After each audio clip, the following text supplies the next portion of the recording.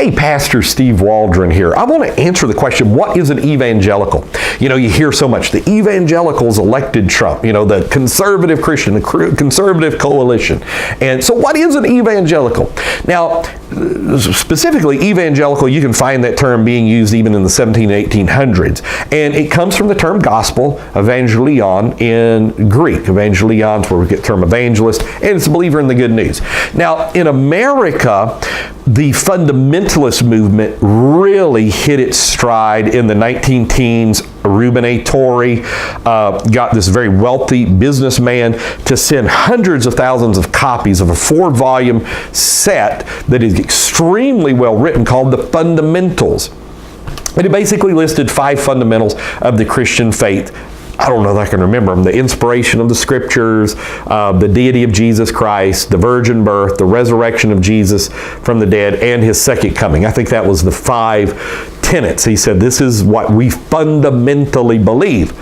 And during World War II, in 1942, another association was created. I think it began to be created in 1938. And you always had the National Council of Churches, and that would turn into the World Council of Churches and the National Federation of Churches. All this.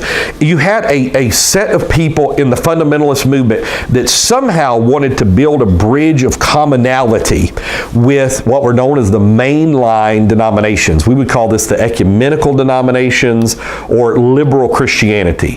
For the most part, Presbyterian Church USA, vast swaths of the United Methodist Church, liberal Lutheranism, liberal Baptist, this type thing. So they wanted to reach out to them, and so they created the National Association of Evangelicals. And another thing is that many times fundamentalists, and kind of an unwritten tenet, is they would exclude Pentecostal, but many Pentecostals considered themselves fundamentalist as well. They would just say they're fundamentalist Pentecostals because they would believe in those 5 essential doctrines.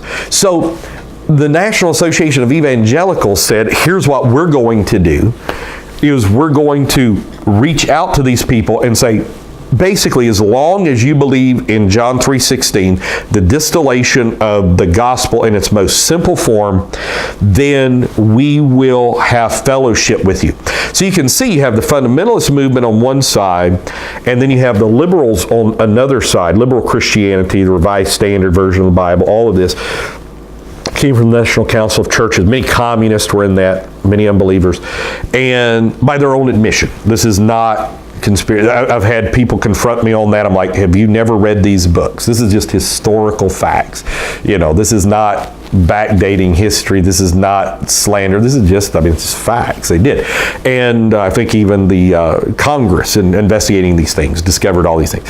And so then you have the National Association of Evangelicals reaching both ways. And so Billy Graham was identified basically as a fundamentalist until 1956 when he left the board of the Sword of the Lord Publishers, which was John R. Rice. But fundamentalists still played a huge role in American Christianity. You had Sword of the Lord, you had Jack Hyles, had the largest church in America, you had Jerry Falwell at those times would have self-identified as fundamentalist, no beards at Liberty University, and on and on. It's still considered a very conservative college.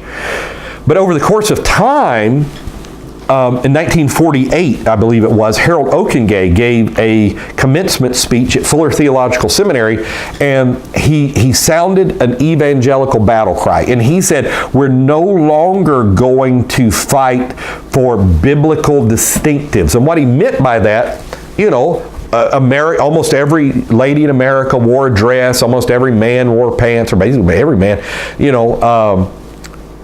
most ladies didn't cut their hair, they didn't wear makeup, they didn't wear jewelry and all that. And so they said, we're not going to fight those battles anymore. We're just going to try to keep America a Christian nation, basically under John 3:16. And so this is what they did. They just said, this is what they did. And over the course of time, because of money, because of the commitment to education in colleges, by taking over Biola, Fuller, other major centers, Wheaton over the course of time, Trinity Evangelical, Divinity, Gordon Conwell, they became evangelicalism became to predominate, to now where now fundamentalists are kind of relegated to some or most independent Baptists and some holiness Pentecostals. And you might throw in some Amish Mennonite in there. So you can see how the Hegelian dialectic progressivized us. What progressivism, the reason progressivism never deals in truth, it deals with expediency and what's in right now. That's the reason you can't make good faith deals. And nobody wants to take your guns and all that. Not right now, but once you do it, then something else happens, then they want to do it because it's progressivism. And so they can change on a dime because they don't believe in absolutes, absolute truths and this type thing. Only absolute would be humanism and humanity. And even that's not an absolute because then they would exalt the environment sometimes above that. So what an evangelical is right now, it's somebody who would believe, Jesus is God, John 3:16, and some form that the Bible speaks some message to us today, like neo-orthodoxy and all that. But that's it. And so it's not going to challenge you necessarily to live a certain way. Sometimes, you'll have the guy over in Birmingham, I can't think of his name now, and the other guy at Saddleback, I can't think, Rick Warren occasionally say, if you got to tithe, you're not a member of this church or something like that. David Platt's the other name I was looking for. That somebody, John Piper, they might have some challenge. R.C. Sproul has a challenge. MacArthur. And now some people would say MacArthur is more fundamentalist than he is evangelical. But it would be just believers in some vague, nebulous Christianity. And so that's what evangelicalism is. And so evangelicals, many of them are rejecting the Bible, they're believing in evolution, they're doing all kinds of stuff. And but that is what an evangelical is it's somebody who just would believe that John 3:16 encapsulates the gospel, that God so loved the world that he sent his only begotten Son. And we would know the gospel, death, burial, and resurrection of Jesus Christ, on and on.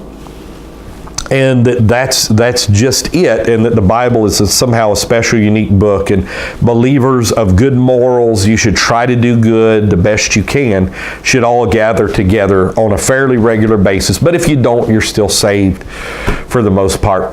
And that's what an evangelical is. So I hope I fairly represented that. I know you could dig down, you could unpack more, you could dig down deeper. But that's really what it is in 2018. So God bless. Talk with you later in Jesus' name.